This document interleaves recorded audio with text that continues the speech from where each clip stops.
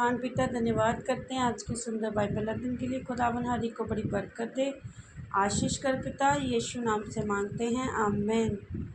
हम पढ़ेंगे पहला शमूएल 14 अध्याय। योनातान की विजय। एक दिन शाऊल के पुत्र योनातान ने अपने पिता से बिना कुछ कहे अपने हथियार ढोने वाले जवान से कहा, आ उधर फिलिस्तियों की चौकी के पास चले। शाऊल तो गिबा में सीमा पर मेगोन में अनार के पेड़ के नीचे टिका हुआ था और उसके संग के कोई 600 लोग थे। और एली जो शिलो में यहोवा का जाचक था, उसके पुत्र पिनास का पोता इकाबोद के भाई अहीतूब का पुत्र अहियाद भी अपोद पहने हुए संग था। परंतु उन लोगों को मालूम न था कि योनातान चला गया है। उन दरों के बीच में जिनसे होकर योनातान फिलिस्तियों की चौकी को जाना चाहता था, दोनों ओर एक एक नोकीली चट्टान थी। एक चट्टान का नाम बोसेस और दूसरी का नाम सेने था। एक चट्टान उत्तर की ओर मिशमाक के सामने और दूसरी दक्षिण की ओर गेबा के सामने खड़ी है। तब योनातान ने अपने हथियार ढोने वाले जवान से कहा, आ हम उस खतना रहित लोगों की चौकी के पास जाएं। क्या जाने यहोवा हमारी सहायता करे, क्योंकि यहोवा के लिए कोई रुकावट नहीं कि चाहे तो बहुत लोगों के द्वारा चाहे थोड़े लोगों के द्वारा छुटकारा दे। उसके हथियार ढोने वाले ने उससे कहा, जो कुछ तेरे मन में हो वही कर, उधर चल, मैं तेरी इच्छा के अनुसार तेरे संग रहूँगा। योनातान ने कहा, सुन, हम उस मनुष्यों के पास जो जाकर अपने को उन्हें दिखाएं। यदि वह हमसे यूँ कहें, हमारे आने तक ठहरे रहो, तब तो हम उसी स्थान पर खड़े रहेंगे, उनके पास ना चढ़ें। परंतु यदि वे कहें, हमारे पास चढ़ आओ, तो हम ये जानकर चढ़ें कि यहोवा उन्हें हमारे हाथ में कर देगा, हमारे लिए यही चिन्ह हो। तब उन दोनों ने अपने को फिलिस्तियों की चौकी पर प्रकट किया। तब फिलिस्ती कहने लगे, देखो, इब्री लोग इन बिलों में से जहाँ वे छिपे हैं निकले आते हैं। फिर चौकी के लोगों ने योनातान उसके हथियार ढोने वालों से पुकार के कहा, हमारे पास चढ़ आओ, तब हम तुमको कुछ सिखाएंगे। तब योनातान ने अपने हथियार ढोने वाले से कहा, मेरे पीछे पीछे चढ़ आ, क्योंकि यहोवा उन्हें इस्राएलियों के हाथ में कर देगा। और योनातान अपने हाथों और पाँवों के बल चढ़ गया और उसका हथियार ढोने वाला भी उसके पीछे पीछे चढ़ गया।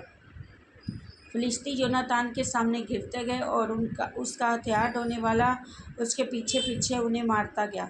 ये पहला संहार जो योनातान और उसके हथियार ढोने वाले के द्वारा हुआ, उनमें आधे बीघे भूमि में 20 एक पुरुष मारे गए। और छावनी में और मैदान पर और उन सब लोगों में थरथराहट हुई, और चौकी वाले और आक्रमण करने वाले भी थरथराने लगे। और भूकंप भी हुआ और अत्यंत बड़ी घबराहट हुई। फिलिस्तियों की पराजय। बिन्यामीन के गिबा में शाऊल के पहरुओं की दृष्टि करके देखा, वे बड़ी भीड़ घटती जा रही है और वे लोग इधर उधर चले जा रहे हैं। और तब शाऊल ने अपने साथ के लोगों से कहा, अपनी गिनती करके देखो, हमारे पास से कौन चला गया है।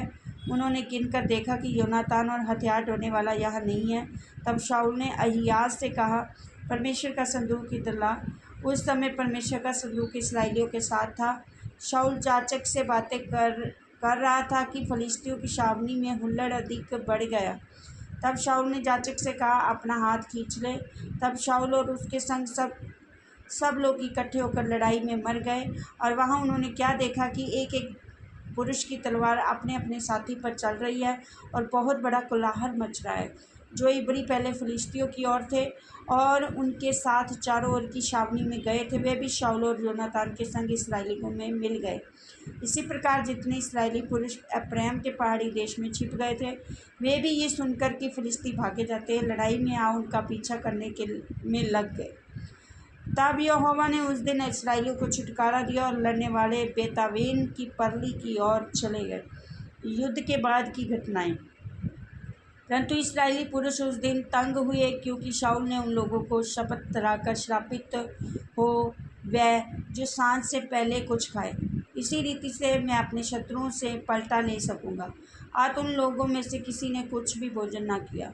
और सब लोग किसी वन में पहुँचे जहाँ भूमि पर मधु पड़ा हुआ था। जब लोग वन में आए तब क्या देखा कि मधु टपक रहा है, तो भी शपथ के डर के मारे कोई अपना हाथ उसके मुंह तक ना ले गया। परंतु योनातान ने अपने पिता को लोगों को शपथ धराते हुए ना सुना था, इसलिए उसने अपने हाथ की छड़ी की नोक बढ़ाकर मधु के छत्ते में डुबोया और अपना हाथ उसके मुंह पर तक ले गया। तब उसकी आंखों में ज्योति आई। तब लोगों में से एक मनुष्य ने कहा, तेरे पिता ने लोगों को कड़ी शपथ धरा के कहा है, श्रापित हो वह जो कुछ आज खाए। और लोग थके मांदे थे। योनातान ने कहा, मेरे पिता ने लोगों को कष्ट दिया है। देखो, मैंने इस मधु का थोड़ा सा चखा और मेरी आंखें कैसी चमक उठी। यदि आज लोग अपने शत्रुओं की लूट से जिसे उन्होंने पाया मन माना खाते तो कितना अच्छा होता। अभी तो बहुत अधिक फ़िलिस्ती मारे नहीं गए।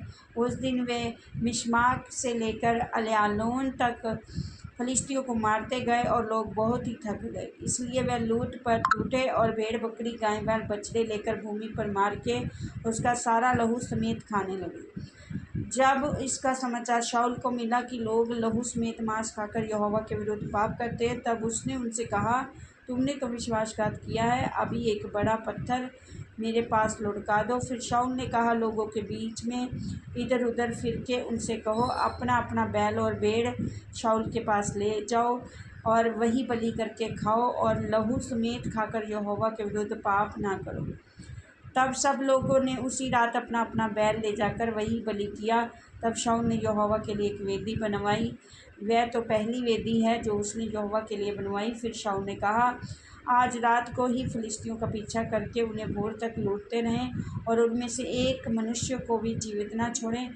और उन्होंने कहा, जो कुछ तुझे अच्छा लगे वही कर। परंतु याजक ने कहा, हम यही परमेश्वर के समीप आएँ। तब शाऊल ने परमेश्वर से पूछा, क्या मैं फिलिस्तियों का पीछा करूं? क्या तू उन्हें इसराइल के हाथ में कर देगा? परंतु उसे उस दिन कुछ उत्तर न मिला। तब शाऊल ने कहा, हे प्रजा के मुख्य लोगों, इधर आकर जानो और देखो कि आज पाप किस प्रकार से हुआ है। क्योंकि इसराइल के छुड़ाने वाले यहोवा के जीवन की शपथ, यदि वह पाप मेरे पुत्र योनातान से हुआ हो तो भी निश्चय में मार डाला जाएगा। परंतु लोगों में से किसी ने उसे उत्तर न दिया। तब उसने सारे इस्राएलियों से कहा, तुम एक और रहो और मैं और मेरा पुत्र योनातान दूसरी ओर रहेंगे। लोगों ने शाऊल से कहा, जो कुछ तुझे अच्छा लगे वही कर।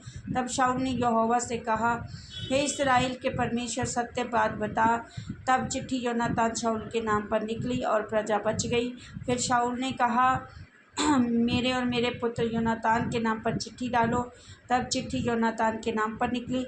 तब शाऊल ने योनातान से कहा, मुझे बता कि तूने क्या किया है। योनातान ने बताया और उससे कहा, मैंने अपने हाथ की छड़ी की नोक से थोड़ा सा मधु चख लिया था और मुझे मरना है। शाऊल ने कहा, परमेश्वर ऐसा ही करे, मरने से भी अधिक करे। हे योनातान, तू निश्चय मारा जाएगा। परंतु लोगों ने शाऊल से कहा, क्या योनातान मारा जाए जिससे इसराइलियों का ऐसा बड़ा छुटकारा किया है? ऐसा ना होगा। यहोवा के जीवन की शपथ, उसके सिर का एक भी बाल भूमि पर गिरने ना पाएगा, क्योंकि आज के दिन उसने परमेश्वर के साथ होकर काम किया है। तब प्रजा के लोगों ने योनातान को बचा लिया और वह मारा ना गया। तब शाऊल फिलिस्तियों का पीछा छोड़कर लौट गया और फिलिस्ती भी अपने स्थान को चले गए। शाऊल का राज्य और उसका परिवार। तब जब शाऊल इसराइलियों के राज्य में स्थिर हो गया, तब वह मोआबी, अम्मोनी, अदोमी और फिलिस्ती उसके चारों ओर के सब शत्रुओं से, सोबा के राजाओं से लड़ा। जहाँ जहाँ वह जाता था वहाँ जय पाता था। फिर उसने वीरता करके अमलेकियों को जीता और इसराइलियों को लूटने वालों के हाथ से छुड़ाया। शाऊल के पुत्र योनातान यिश्वी मलकीश थे और उसकी 2 बेटियों के नाम थे। बड़ी का नाम मेरब और छोटी का नाम मीकल था। और शाऊल की स्त्री का नाम अहीनोअम और जो अहीमास की बेटी थी उसके प्रधान सेनापति का नाम अबनेर, जो शाऊल के चाचा नेर का पुत्र था। शाऊल का पिता कीश था और अबनेर का पिता नेर अबीएल का पुत्र था। शाऊल जीवन भर फिलिस्तियों से संग्राम करता रहा। जब जब शाऊल को कोई वीर या अच्छा योद्धा दिखाई पड़ा, तब तब उसने उसे अपने पास रख लिया। इस वचन के द्वारा प्रभु ब्लेस करेंगे। आमीन। सबको जय मसीह।